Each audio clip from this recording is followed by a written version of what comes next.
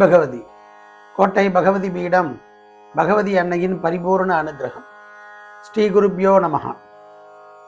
இன்னைக்கு நம்ம பார்க்கக்கூடிய ஒரு ஆன்மீக பதிவில் ஆடி மாதத்தை பற்றி நம்ம தெரிஞ்சுக்கலாம்.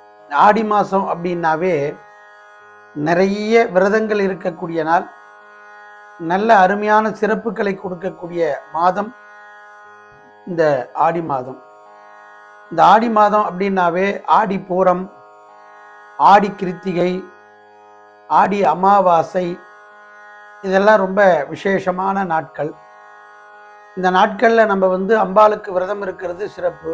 ஏன்னா பரமேஸ்வரன் அருள் கொடுத்த நாள், அதாவது தபத்தை மெச்சி அருள் புரிந்த நாள் பார்வதிக்காக ஒரு அற்புதமான நாள் தான் இந்த ஆடி மாதம். இதில் நம்ம கிராமத்தில் பார்த்தீங்க அப்படின்னா கூழ் வார்த்தல், கூழ் கொடுக்கறது, திருவிழாவாக போடுறது, அன்னைக்கு ஒரு பண்டிகை, ஒரு சிறப்பாக எல்லாருடைய அம்மனுடைய ஆலயத்திலேயும் சிறப்பாக நடக்கும். இந்த மாதத்தில் செய்யக்கூடிய திருவிழாக்கள், பூஜைகள், பிரார்த்தனைகள்லாம் நினைத்த காரியம் நிறைவேறும். ஏன்னா அம்பாள் இந்த மாதம் பூரா தவம் இருந்த மாதம் அப்படின்றதுனால ரொம்ப மகிழ்ச்சியாக இருப்பாளாம்.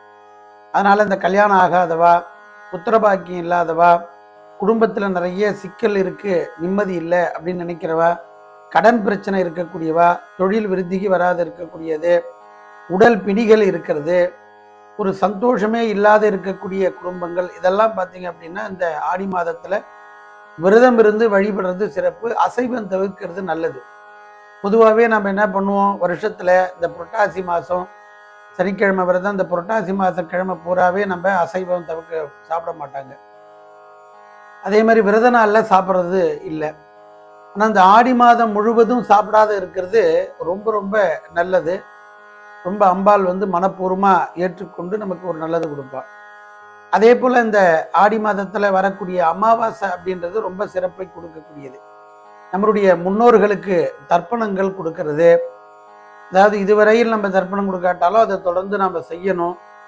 அவங்களுக்காக விரதம் இருந்து நம்ம ராமேஸ்வரம், காசி, இதுபோல் நதிகள், புனித நதிகளில் போய் நீராடுறது, அதே போல் ஏழைகளுக்கெல்லாம் நிறைய அன்னதானங்கள் கொடுக்கறது, வஸ்திரங்கள் கொடுக்கறது, காய்கறிகள் கொடுக்கறது, காலில் போட்டுக்கிறதுக்கு காலடி பாதரட்ச செருப்பு கொடுக்கறது, அதுபோல் மருத்துவத்துக்காக செலவுக்காக நம்மளால் முடிஞ்ச பணங்கள் கொடுக்கறது, இதெல்லாம் செய்யும்போது பிதர்கள் ஏற்றுக்கொண்டு நமக்கு அனுகிரகம் பண்ணுவா அப்படின்றது சொல்கிறது உண்டு.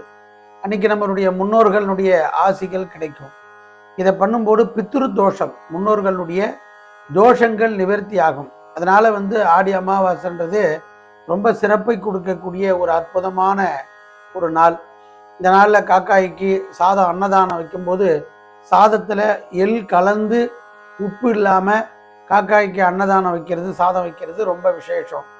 அதை நம்ம வச்சு வழிபடுறோம், ரொம்ப சிறப்பு. அதே போல் ஆடி மாதம் அப்படின்னாவே நமக்கு நல்ல ஒரு ஞானத்தை கொடுக்கக்கூடிய மாதம். குழந்தைகளுக்கு படிப்பு வரலை அப்படின்னும் போது அம்பாளுக்கு நம்ம கிராமத்தில் இருக்கக்கூடிய, நம்மளுடைய ஊரில் இருக்கக்கூடிய அம்பாளுக்கு, மாரியம்மன் ஆகட்டும், காளியம்மன் ஆகட்டும், செல்லியம்மன் ஆகட்டும், இது போல் நமக்கு எந்த ஊரில் நமக்கு எந்த சுவாமி சிறப்பாக வழிபடுறோமோ அந்த இடத்துல வெத்தலை மாலை குழந்தை கையால் போடுறது சிறப்பு.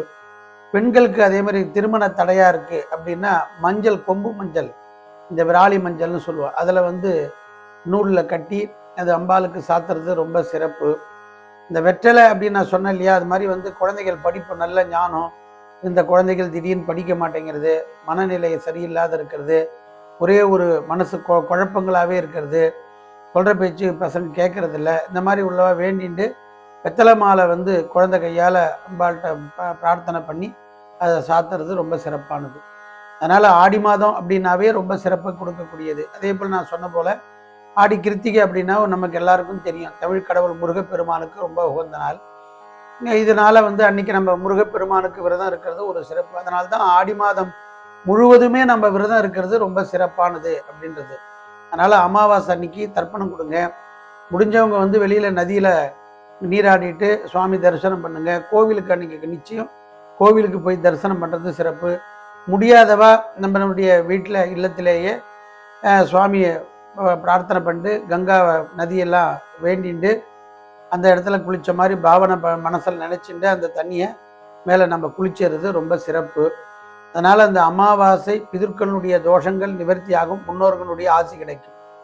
ஆடி மாதம் முழுவதும் விரதம் இருந்து வழிபடும் போது அம்பாளுடைய அனுக்கிரகம் நமக்கு கிடைக்கும், குடும்பத்தில் நல்லது நடக்கும். அதனால் இதை கண்டிப்பாக கடைபிடிச்சு செய்யுங்க, நல்லது நடக்கும். லோகா சமஸ்தா சுகினோ பவந்து, உலகம் க்ஷேமம் அடையட்டும், நல்லதே நடக்கட்டும். ஜெய் பகவதி. கோட்டை பகவதி பீடம், பகவதி சுவாமிகள்.